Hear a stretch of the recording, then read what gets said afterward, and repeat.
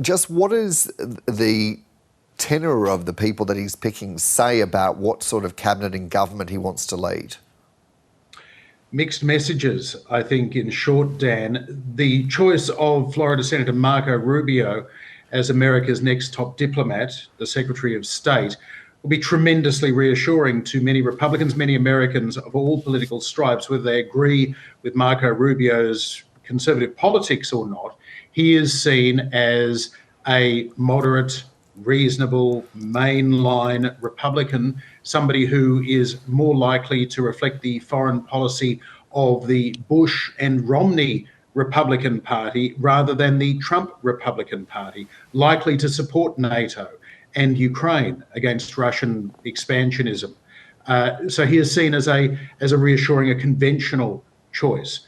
Very different, though, these other significant choices. Tulsi Gabbard as Director of National Intelligence, likely to be hugely controversial, Dan. The Director of National Intelligence has oversight of America's 17 intelligence agencies. Tulsi Gabbard, a former Army veteran, a former Democratic Congresswoman and Democratic presidential candidate in 2020, was accused of being a Russian asset by Hillary Clinton and many others, including former head of the CIA, General Michael Hayden.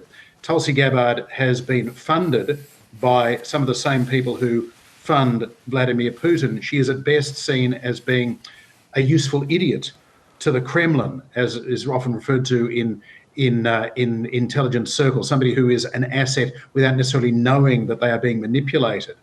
The very fact that Tulsi Gabbard is to be put in charge of American intelligence has been likened by some analysts to putting the fox in charge of the chicken house. Whether all of those assessments of her are true or not, she has been parroting very pro-Russian messages when it comes to the war in Ukraine. She very controversially met with Bashar al-Assad, the president of Syria, also a key ally of the Russians. So this is a hugely concerning appointment. And then Matt Gaetz as Attorney General of the United States, not just conventionally unqualified to be the top law officer of the United States, arguably the second or third most important government post under Donald Trump. He is an accused sex offender. He was alleged to have engaged in human trafficking of a 17-year-old. He's the kind of guy who is widely disliked by even his Republican House colleagues. He reportedly would show pictures of pornography on his mobile phone to other members of Congress while sitting on the floor of the House of Representatives. So again, a hugely problematic choice. Whether Gabbard or Gaetz manage to get confirmation through the Senate, or whether there is a manoeuvre such as a recess appointment or an acting appointment, remains to be seen. So in short, Dan, a real mixture. Some reassuring choices and some deeply worrying ones. Just on that question or that point you make there, John, about confirmation, what do you expect to see there? Because this could be very much an ethical dilemma for many of those members of Congress, even if they are on the Republican side. Donald Trump, Dan, clearly has a very strong mandate for the second time being elected president of the United States, even though sizable portions of his own Republican Party, less sizable this time, admittedly, but they tried to stop him. Many former members of his last administration tried to stop him being re-elected. His former Chief of Staff, John Kelly, describing him as having fascist tendencies. His former head of the Joint Chiefs of Staff, Mark Milley, describing him as fascist to the core. Other senior members describing him as unfit to return to the presidency. And yet here he is, appointing many similarly controversial figures. So what do the Republicans in the Senate who have to confirm many of these senior cabinet posts do about that? Well, so many of them now owe their political careers to Donald Trump. They've been elected not because of their own popularity, but because of Donald Trump's popularity.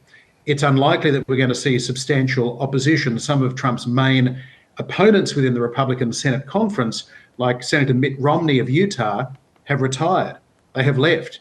So there are very few guardrails left. And then there are the other manoeuvres that even if he can't get the 51 or 50 votes that he would need, plus the Vice President-elect J.D. Vance's vote to get a confirmation through, he can make recess appointments, and he can also make acting appointments that have all the same powers, but just skirt around the requirement for confirmation. It would be a blow for Trump if he can't get his cabinet appointed. He probably will, but there will be howls of protest, certainly from the Democrat side and from the national security establishment, who are deeply concerned about the way that Matt Gaetz will politicise the Attorney General's Department, the Justice Department of the United States, and how Tulsi Gabbard would handle, as Director of National Intelligence, America's greatest secrets. Yeah, there's certainly some big questions. Before I let you go, John, I'm curious to get your thoughts on this seemingly storm around Kevin Rudd, because we know that there have been people in the US who have said much harsher and harder things about Donald Trump, and one of them is the preemptive vice president. Outstanding point, Dan. You're absolutely right. And it just goes to show that you can describe Donald Trump as being America's Hitler, which J.D. Vance did, and a con man, which J.D. Vance did, and still go on to become vice president of the United States under Donald Trump. You simply have to flatter Donald Trump at the right moment. Whether Kevin Rudd can do that now, whether Kevin Rudd wants to do that now, will be fascinating to see.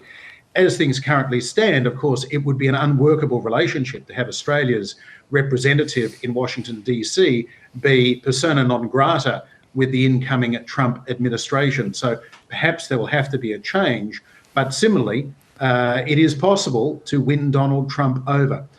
He responds very well to the most recent round of flattery that he hears. So this is going to be a bit of a diplomatic stretch for Kevin Rudd, and also, I guess, a test of his conscience.